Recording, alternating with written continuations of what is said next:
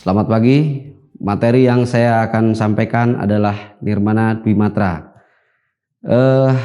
Nirmana Dwimatra itu dari kata nir dan mana. Nir artinya tidak atau bukan atau tanpa.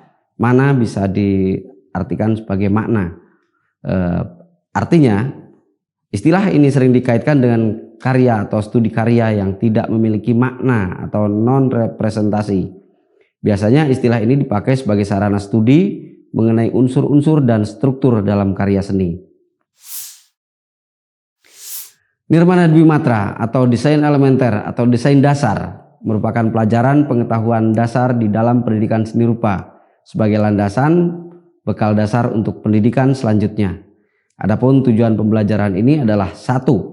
Memahami pengertian desain atau tata rupa dalam hal ini, khususnya desain Dwimatra mengenai unsur-unsur atau unsur-unsur desain seperti garis, bidang, ruang, warna, nada, tekstur, keseimbangan, gerak, irama, tekanan, aksen, dan lain-lain yang didasari oleh teori desain.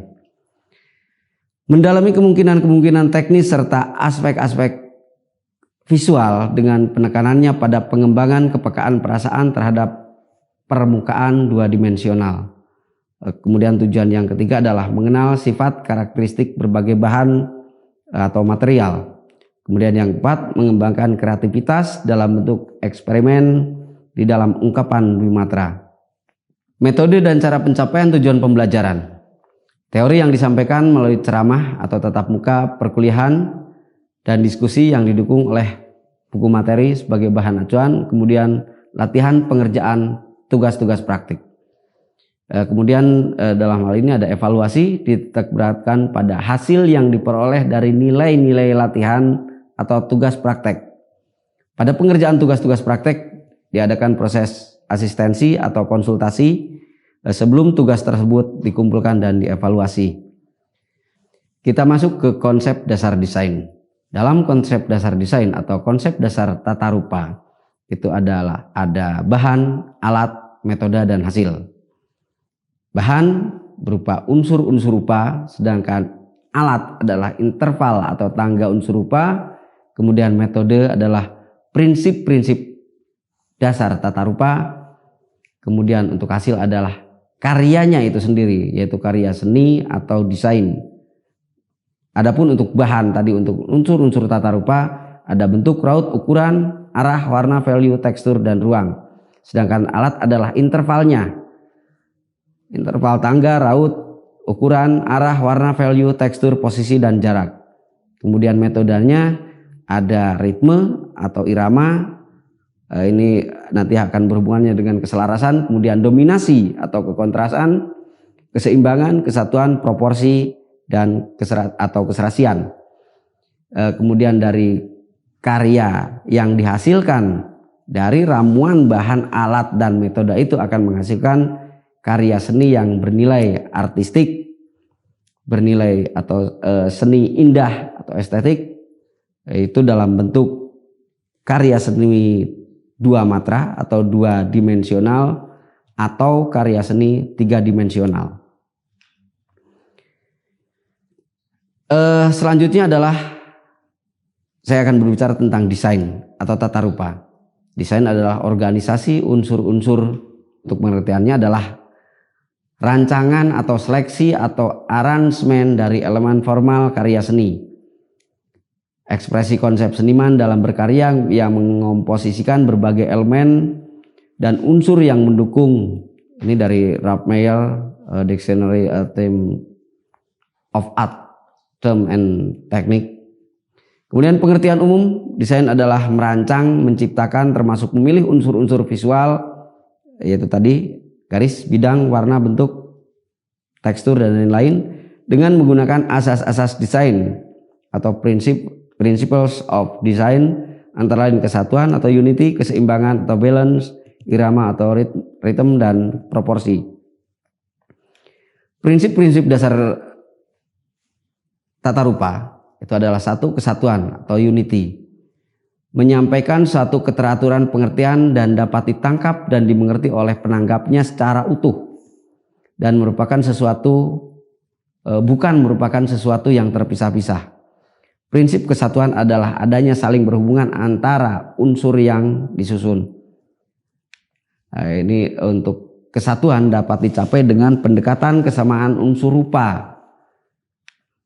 Ini sebagai contoh, ada gambar-gambar di sini dalam bentuk kesamaan bentuk raut, kemudian kesamaan bentuk warna.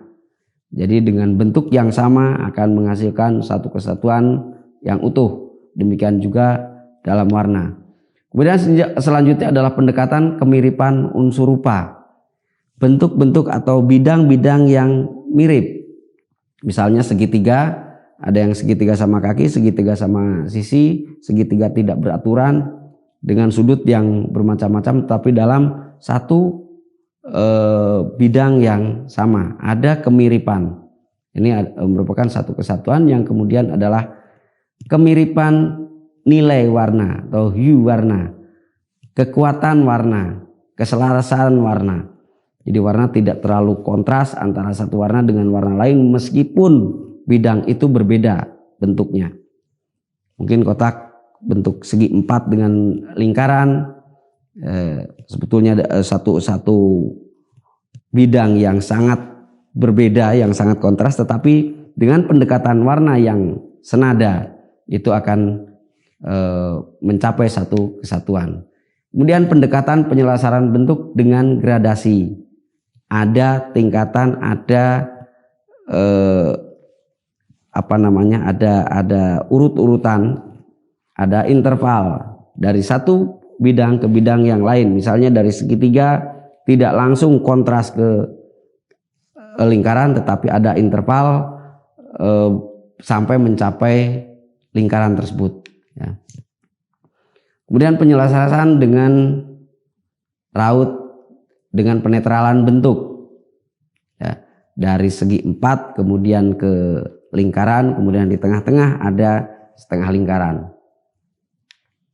Kemudian pendekatan pengikatan dengan background warna yang netral atau latar belakang yang netral, itu adalah warna hitam atau warna putih. Disatukan dari bentuk-bentuk atau dari bidang-bidang yang kontras.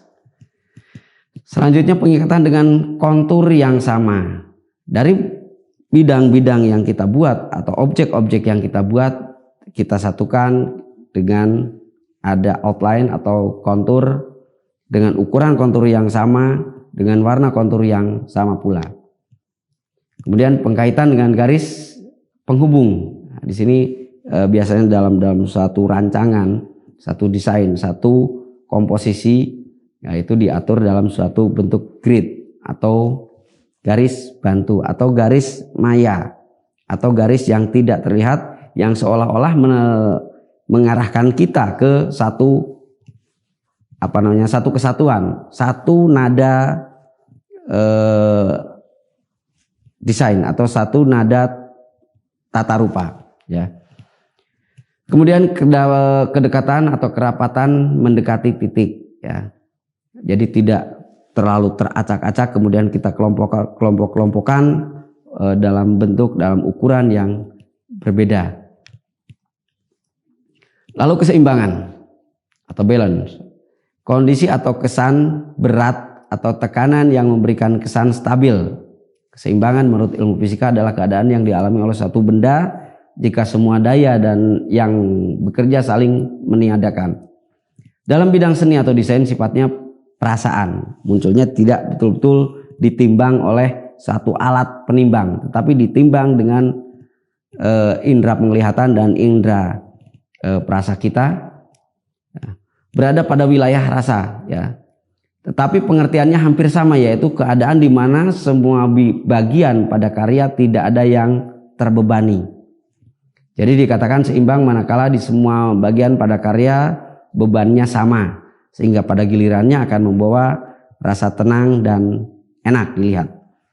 Jenis keseimbangan ada keseimbangan simetri yang sama-sama betul-betul sama kiri dan kanan, kemudian keseimbangan memancar atau radial balance, kemudian keseimbangan sederajat dan keseimbangan tersembunyi. Nah, di sini ada contoh-contoh seperti apa keseimbangan simetri. Seperti ini saya contohkan dengan bentuk-bentuk yang atau bidang-bidang yang sangat sederhana, dua lingkaran yang sama ukurannya, sama besar, warnanya sama, berada di sebelah kiri dan kanan. Kemudian memancar, itu bidang-bidang itu berada di seolah-olah membentuk sebuah pusaran atau lingkaran. Kemudian keseimbangan sederajat bisa kita lihat pada penempatan suatu objek yang berukuran besar, yang kesan berat dengan yang kesan ringan, itu tempatnya ya atau penempatannya kita atur. Semakin ke tengah itu akan semakin mengurangi beban berat yang paling pinggir. Nah, di sini ada contoh lingkaran yang besar dengan warna yang agak ringan, kemudian segitiga kecil tetapi warna berkesan berat. Nah, tetapi ketika itu ditempatkan seperti yang simetris, itu kita akan melihat sebuah keseimbangan yang tidak seimbang. Artinya lebih berat ke sebelah kiri, ke sebelah lingkaran. Maka lingkaran itu digeser sedikit ke tengah. Nah, ini halnya sama dengan sebuah timbangan. Ketika jungkat-jungkit ya, kalau kita jungkat-jungkit, permainan anak-anak jungkat-jungkit, ada satu anak yang gemuk dengan yang kurus, ya kalau sama-sama di ujung itu pasti tidak akan menimbulkan suatu keserasian dalam sebuah jungkat-jungkit. Maka untuk keseimbangan tersebut, anak yang gemuk harus menggeser sedikit ke tengah sehingga akan tercapai sebuah keseimbangan. Kemudian keseimbangan tersembunyi seolah-olah tidak seimbang, ya, tetapi di situ dibentuk atau dibangun oleh intensitas warna. Ya. Nah, ini bisa dikatakan juga keseimbangan yang tidak resmi atau non formal. Dalam karya seni, keseimbangan seperti ini adalah akan tercapai terkesan lebih dinamis. Ya, jadi tidak kaku, berbeda dengan keseimbangan yang simetris, bersifat kaku, statis, formal. Ya. Dari 4 keseimbangan ini dapat kita sederhanakan menjadi dua jenis keseimbangan, adalah keseimbangan simetris dan keseimbangan asimetris. Keseimbangan simetris merupakan keseimbangan yang paling sederhana dan nyata. Bagian satu merupakan cerminan dari bagian sisi lainnya. Unsur-unsur dalam karya seni rupa merupakan pengulangan atau repetisi, misalnya repetisi garis, bidang, warna, dan lain-lain.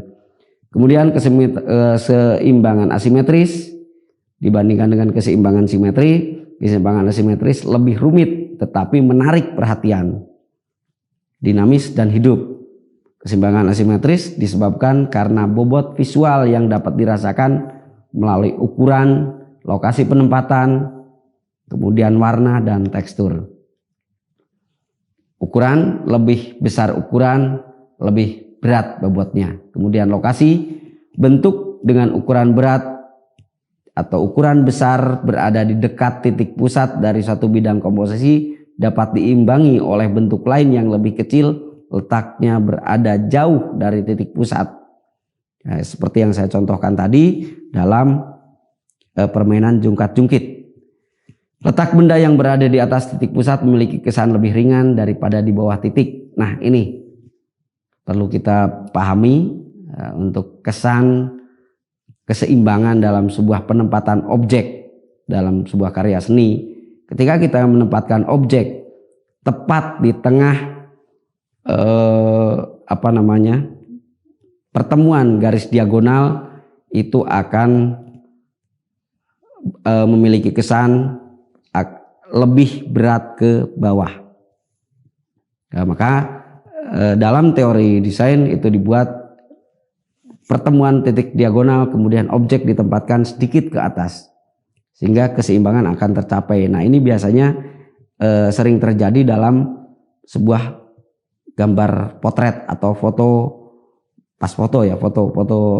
potret.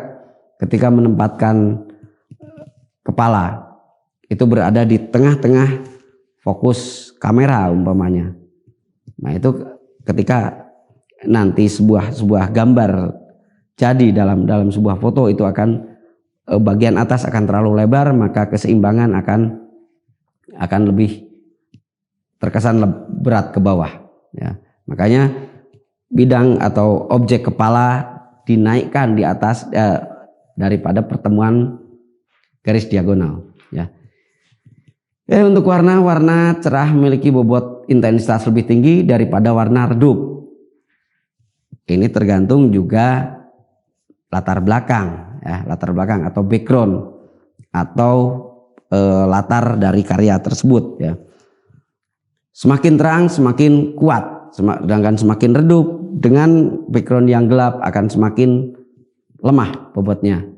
Nah, sebaliknya ketika latar belakang itu berwarna terang, semakin gelap maka bobot semakin kuat. Kemudian tekstur, makin kasar tekstur suatu bidang makin berat bobotnya. Nah, ini bisa dilihat di contoh yang saya sampaikan. Kemudian keselarasan irama atau ritme. Dalam karya seni rupa juga ada sebuah irama atau ritme. Pengulangan bentuk biasanya memperlihatkan kesan keselarasan secara langsung. Setiap bentuk yang diulang seakan-akan merupakan ketukan tertentu dari sebuah irama. Ini dalam musik ya. Dalam karya seni rupa tidak jauh berbeda seperti itu ya. Nah, prinsip irama merupakan hukum hubungan pengulangan unsur rupa. Nah, ini akan dibentuk oleh sebuah repetisi, transisi, kemudian oposisi. Repetisi adalah hubungan pengulangan dengan ekstrim, kemudian transisi adalah hubungan pengulangan dengan perubahan-perubahan dekat melalui interval, kemudian oposisi adalah hubungan pengulangan ekstrim perbedaan pada satu atau beberapa unsur rupa yang digunakan, maka hasilnya akan kontras. Repetisi, pengulangan, kesamaan semua digunakan. Nah, ini contoh dalam repetisi garis, repetisi bidang, kemudian untuk transisi ya, transisi memberikan menjembatani dengan interval tangga raut atau gradasi raut pada bentuk raut berbeda tersebut. Nah, kemudian untuk mengulang-ulang bentuk raut yang berbeda tersebut sehingga tercipta suatu irama yang menyelaraskan kontras raut tersebut dengan laras kontras raut ya. Ini sebagai contoh dari satu garis ke satu garis yang lain ada satu interval, satu bidang ke bidang yang lain dengan warna. Nah, ini contoh-contoh satu interval ya. Kemudian oposisi adalah pertentangan. Nah, ini satu perbedaan yang sangat kontras ya. Mendapatkan irama pada kontras dicapai dengan ini pengulangan, kemudian memberikan jembatan kontras dengan gradasi. Nah, seperti ini supaya ada suatu keselarasan ya. Jadi satu bentuk yang berbeda, warna yang sangat kuat, kemudian dilakukan repetisi. Nah, contoh yang lain, kemudian dominasi itu adalah diartikan sebagai penguasaan dalam seni rupa. Di istilah ini digunakan karena keunikannya atau keistimewaannya. Jadi menjadi satu titik fokus atau pusat perhatian ya, atau eye catcher ya. Tujuannya untuk menarik perhatian, menghilangkan kebosanan, memecah keberaturan ya. Nah, itu barangkali sementara itu yang bisa saya sampaikan dalam materi pertama ini. Kemudian nanti selanjutnya lebih detail ke dalam satu bentuk-bentuk nirmana dwimatra yang lebih detailnya untuk warna, bagaimana untuk bidang garis ada seperti apa saja dan seterusnya. Barangkali itulah yang sementara yang bisa saya sampaikan. Terima kasih atas perhatiannya. Selamat pagi.